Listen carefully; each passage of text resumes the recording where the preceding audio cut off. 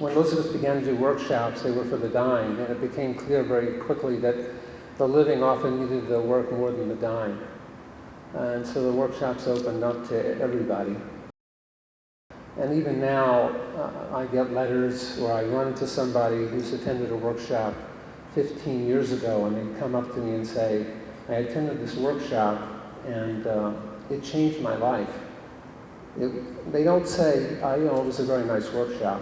They say, it changed my life.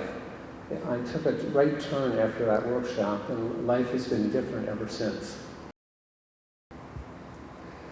At these workshops, those of you who've attended the workshops,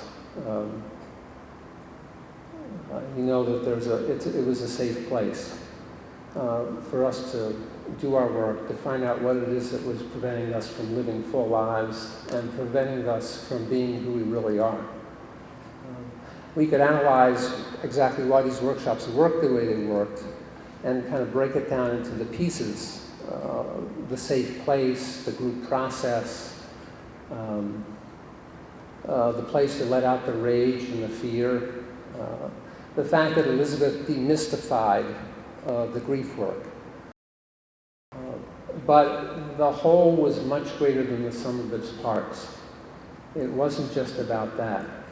And so I don't think that I can break it down for anybody. It was a reverent place that Elisabeth created. It was a place for divine manipulation.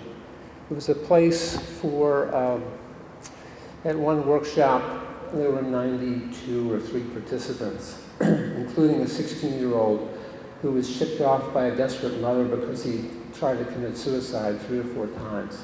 And he said that he was going to complete it the next time. And in the introductions, we would go around and stand up and say our name and say why we were here, and then sit down and touch the next person. And he stood up and basically said that, and said he was doing this for his mother's sake.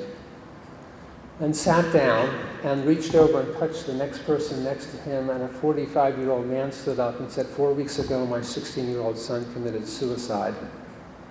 And for that week, that young man got to see the consequences of that kind of action, and that father was able to be a father one more time for 5 days.